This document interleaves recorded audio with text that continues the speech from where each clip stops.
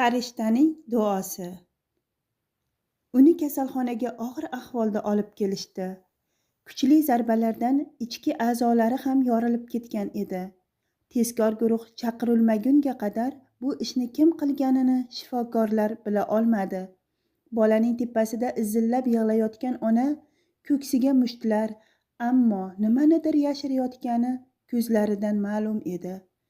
Tergovchi bola bechora katta odamning tepkisi tufayli shu ahvolga tushganini aniqlagunicha u sun'iy nafas apparatiga ulangan, joni qil ustida edi. Shundagina ayol erining ishlari yurishmay, alamini ichkilikdan olayotganini aytib, ko'zlarida yosh bilan iltijo qildi. Ichib kelganlarida oshxonada edim. Odiljon yo'lakda o'ynayotgan ekan. Yosh bola-da, dadasining qay ahvolda kelganini bilmay, muzqaymoqqa pul so'rabdi. Ko'rganimda shu ish bo'lmasmidi? Afsus, uning ahvoli yomonlashdi. Qo'llaridan kelgan choralarni ko'rib, yetkazilgan jarohatlar hayot bilan zid ekanidan ilojsiz qolgan shifokorlar onaizorni uning oldiga kirgizishdi. Koma holatida yotgan bolakay yuz-qo'llarini o'pib yig'layotgan onasining ovozidan o'ziga kelib ko'zlarini ochdi. Og'ziga tirkalgan sun'iy nafas olish apparatini olib tashlab, gapirishga chog'landi. Oyijon, men muzqaymoqqa emas, dori uchun pul so'ragan edim. Yuragingiz sanchayotganini aytgan edingiz, shunga. U og'ir nafas ola boshladi. Ammo shoshib qolgan doktorlarni to'xtatib, gaplarini aytib olmoqchi ekanini ishora bilan tushuntirdi. Oyijon, yig'lamang. Dadam endi ichmaydi. Ey, ichmay o'lsin. Seni shu ahvolga solgandan ko'ra oyoqlari sinsa bo'lmasmidi? Oyijon, qarg'amang. Oyoqlari sinsa yura olmaydilar-ku. U eshikka umidvor termuldi. Agar hozir otasi kirib kelsa, bag'riga otilib mahkam quchoqlashga tayyor edi. 2 soat avval ko'zi qonga to'lib vahshiylarcha do'pposlagan mal'unni emas, bir vaqtlar yelkasida ko'tarib, u bilan o'ynagan, do'konga yetaklab chiqib o'yinchoqlar olib bergan mehribonini so'nggi bor ko'rgisi keldi.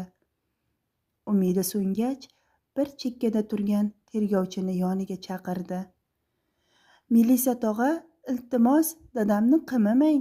Ular juda yaxshi odam. Mana ko'rasiz, yana avvalgiday yaxshi dada bo'ladi.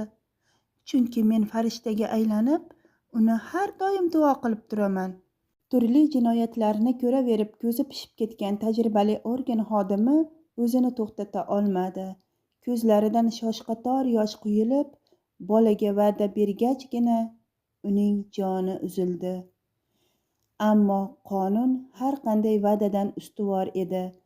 Oilasi va boshqa bolalari borligi inobatga olinib, yengilroq jazo tayinlandi. Ota bu gunohni ko'tara olmay, qamoqdayoq joniga bir necha marta qasd qildi. O'la olmadi.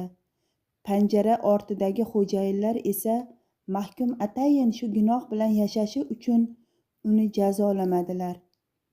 Mijjalariga qalqigan yosh bilan voqeani hikoya qilib bergan onaizorga yuzlandim. Eringiz qamoqdan chiqibdi. Endi ichmay qo'ydimi?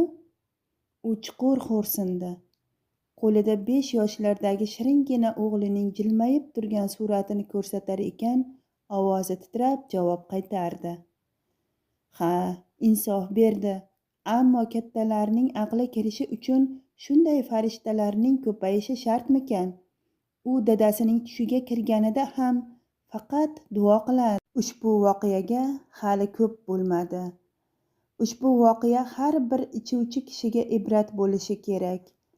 Aqlli insonlar boshqalarning boshiga kelgan yaxshiliklardan o'git olib, yaxshilikka intilishlari lozim. Yomonliklardan ibrat olib, ulardan uzoqroq bo'lishiga harakat qilishlari va o'zlarini saqlashlari shart. Ichkilik kishini qay ahvolga solishi, hatto vahshiy qilishi mumkinligini ko'ryapsiz.